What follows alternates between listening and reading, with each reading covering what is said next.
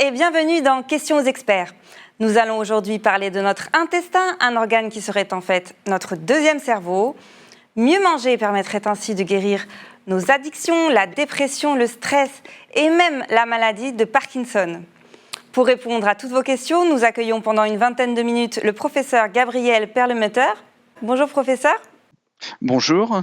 Nous vous accueillons aujourd'hui par Skype, bien évidemment, pour respecter les mesures sanitaires. Vous êtes chef de service à l'hôpital Antoine Béclère et surtout le grand spécialiste national du microbiote. Alors, la première question qui nous vient de Jean-Yves du Loir-et-Cher, c'est justement, mais qu'est-ce que ce microbiote dont tout le monde parle ? Alors, le microbiote, en fait, ce sont toutes les bactéries qui vivent en nous.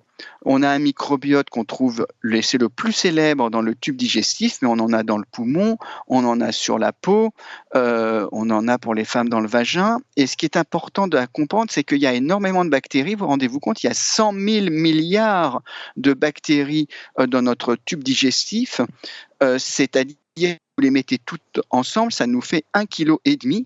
Et quand on met tout ensemble l'ADN de ces bactéries, les capacités génétiques des bactéries sont même supérieures aux nôtres. Et donc, il faut bien comprendre qu'on est un être nous-mêmes et nos propres bactéries. On est un être multiple, ce qu'on appelle un holobionte. Et il faut bien comprendre que ces bactéries vont nous permettre de vivre en bonne santé. Quand nos bactéries sont en bonne santé, nous-mêmes, on est en bonne santé. Inversement, quand nous-mêmes, nous sommes en bonne santé, nos bactéries sont en bonne santé. Autre question, je suis tout le temps stressée. Qu'est-ce que je dois manger pour être plus cool ? Alors effectivement, ça c'est très important et c'est ce que je raconte dans mon dernier ouvrage en fait. On connaît bien maintenant l'interaction des bactéries, de notre microbiote avec notre santé somatique, c'est-à-dire l'importance des bactéries dans le fonctionnement du foie, l'importance des bactéries dans l'obésité, dans le surpoids, dans le diabète, dans les maladies du tube digestif. Et ça, on l'appréhende bien. Ce qu'on appréhende moins, c'est en fait l'interaction des bactéries avec notre cerveau. Autrement dit, vos bactéries vont pouvoir influer sur votre comportement. Et donc, effectivement, en fonction de l'alimentation qu'on va avoir, on va modifier notre comportement. Je vous donne des exemples très simples. Quand vous voulez déprimer une souris, qu'est-ce que vous faites ? Vous lui donnez une alimentation de type occidental, trop sucrée, trop grasse, et donc vous allez modifier les bactéries de la souris, vous allez modifier la perméabilité de son intestin et vous allez la déprimer. Quand vous avez une personne qui est déprimée, vous prenez ces bactéries, vous les transférez à des souris, et donc vous allez déprimer la souris en transférant les bactéries, montrant qu'en fonction de vos bactéries, de votre microbiote, vous allez modifier un comportement. Et à partir de là, effectivement, on doit se poser la question, qu'est-ce que je dois manger pour aller bien ? Et en fait, ça dépend si vous voulez aller bien sur le court terme ou sur le long terme. C'est un peu comme la météo et le climat. Si vous voulez aller bien sur le court terme, vous êtes un peu anxieux, eh bien qu'est-ce qu'on fait ? On prend un peu de sucre, vous mettez en route les mécanismes de récompense dans le cerveau et vous irez bien. C'est pareil avec l'alcool, quand vous prenez un peu d'alcool, sur le court terme, vous allez être bien, vous allez calmer vos angoisses. Sur le long terme, avec ce type de raisonnement, vous allez détruire vos bactéries, vous augmenterez la porosité de votre intestin et vous irez moins bien. Et donc sur le court terme, vous pouvez prendre un peu de sucre. Sur le long terme, il faut protéger vos bactéries et il faut prendre pour aller bien, par exemple, des aliments qui vont bien nourrir vos bactéries. Par exemple, vous allez pouvoir prendre beaucoup de légumes, vous allez pouvoir prendre certains fruits. Les légumes qui vont agir le mieux sur les bactéries, ça va être par exemple les crucifères, le brocoli, le chou. Et surtout, il faut éviter de manger trop sucré, trop gras, des aliments trop transformés qui, eux, vont être trop délétères sur nos bactéries et peuvent induire un stress et un comportement dépressif. Si je vous suis bien, professeur, il existe donc un lien véritablement organique entre le cerveau et l'intestin ? Absolument. Il y a de plus en plus de recherches qui le montrent. Et je vais vous donner d'autres exemples. Vous prenez un groupe de femmes et vous leur montrez des images qui vont induire, par exemple, une certaine tristesse ou plutôt de la joie. Et on s'est rendu compte qu'en fonction des bactéries que ces femmes avaient dans leur tube digestif, eh bien, elles allaient plus ou moins réagir à des images tristes. Par exemple, quand vous avez plus de Prévotella, eh bien, vous allez être plus sensible. Et ça montre bien qu'il y a des corrélations et même des causalités entre les bactéries que vous avez en vous et la façon dont votre cerveau fonctionne. Et c'est pas seulement du coup ce qu'on pensait tout le temps, c'est le centre, le cerveau est le centre. Je suis pas bien dans ma tête, donc je suis pas bien dans mon ventre. Ça va dans les deux sens. C'est aussi je suis pas bien dans mon ventre et je suis pas bien dans ma tête. Et c'est ce qu'on montre dans l'ouvrage sur, par exemple, les hypersensibles. Nous avons reçu beaucoup de questions sur le reconfinement. Il y a Jean qui nous demande « Je fume beaucoup depuis que nous sommes reconfinés, plus que d'habitude. Est-ce qu'il y a des choses que vous me conseilleriez de manger pour diminuer cette consommation, cette addiction ?» Alors, ça pose la question, en fait, c'est très important, de l'implication de nos bactéries dans les comportements addictifs. Et je l'explique aussi dans mon ouvrage, quand vous avez des personnes qui ont des problèmes addictifs, c'est souvent des personnes assez sensibles qui calment leur anxiété, par exemple en prenant de l'alcool ou en mangeant trop ou en fumant. On s'est rendu compte que les personnes qui avaient une addiction à l'alcool avaient une perméabilité intestinale, une porosité intestinale trop importante et avaient ce qu'on appelle une dysbiose, c'est-à-dire un déséquilibre de leurs bactéries. Et donc, en modulant leurs bactéries, on peut espérer limiter le comportement addictif. Pareil, quand vous avez un comportement addictif, vous allez avoir des systèmes cérébraux, par exemple le système du GABA, qui va jouer un rôle dans le circuit de récompense et vous allez être bien. Et vous avez certaines bactéries qui vont augmenter ce système du GABA, qui vont quelque part un peu mimer ce que peut avoir un comportement addictif et par conséquent vous permettre d'aller mieux. Et si on va plus loin, quand on veut limiter son addiction en ciblant nos bactéries, qu'est-ce qu'il faut ? Il faut privilégier la croissance des bonnes bactéries, donc avoir une alimentation moins grasse, moins sucrée, plus riche en fibres, et peut-être prendre des prébiotiques et peut-être certains probiotiques comme le Lactobacillus rhamnosus, des études sont en cours, pour essayer de limiter ce comportement addictif. Plus globalement, est-ce que mieux manger peut permettre de mieux supporter mentalement le confinement ? Alors bien sûr, on sait que là par exemple on est en période de stress avec ce confinement, on sait que les dépressions augmentent et certaines études ont par exemple montré que, ça a été fait en Australie, que quand on compare un groupe de personnes qui a des troubles de l'humeur, vous pouvez les comparer soit en changeant leur alimentation, soit avec un soutien psychologique, soit les deux. Et en fait, rien que le changement d'alimentation permet d'améliorer l'humeur. Alors, qu'est-ce qu'on peut conseiller de façon très concrète ?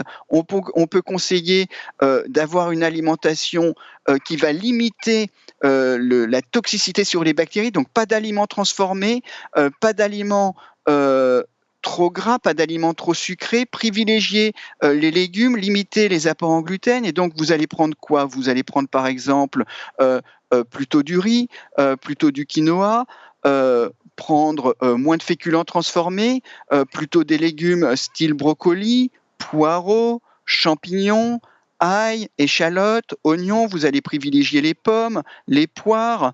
Vous pourrez prendre des fruits antioxydants tels que les framboises et myrtilles.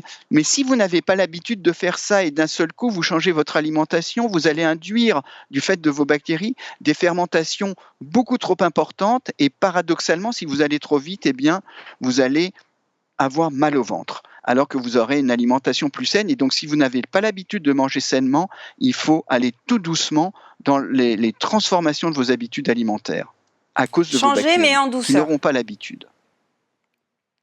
Allez tout doucement, parce que sinon, vos bactéries ne vont pas comprendre ce qui va se passer, elles vont se mettre à trop fermenter, à produire des gaz et vous allez ballonner. Autre sujet, avec une question d'Anne-Marie dans les Hautes-Alpes.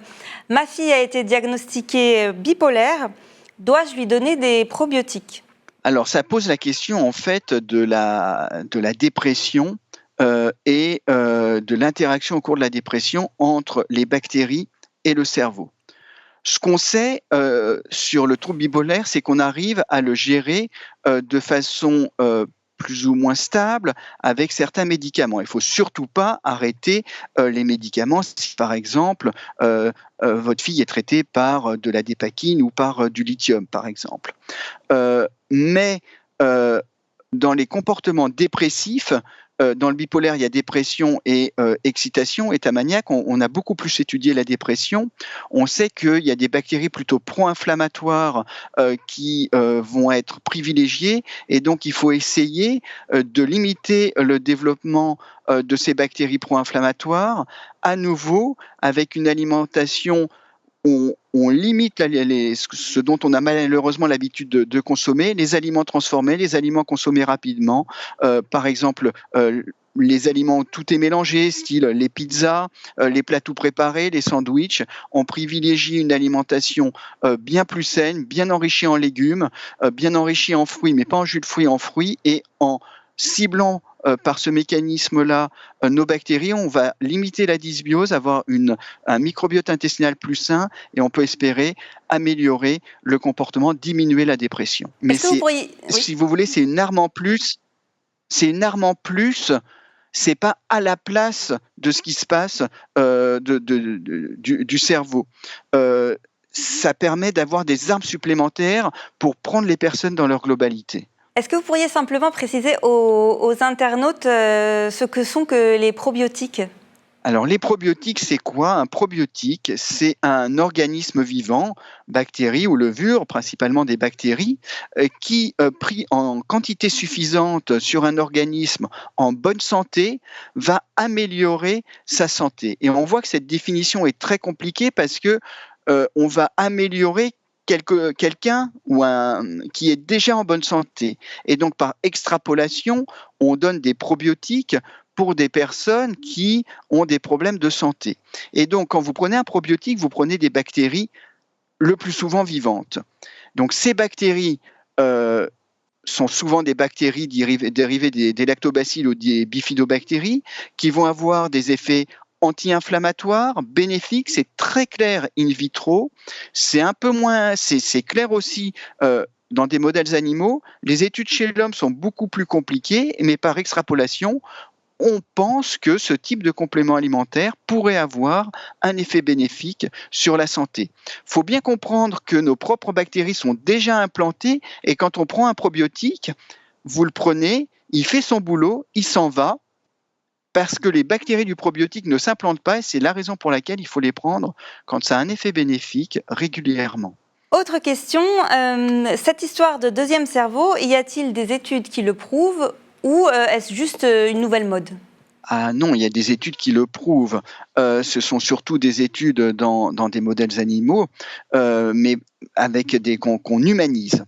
Comprenez bien, quand vous, par exemple, vous prenez une personne qui a des problèmes de comportement, une dépression ou même des troubles du spectre autistique.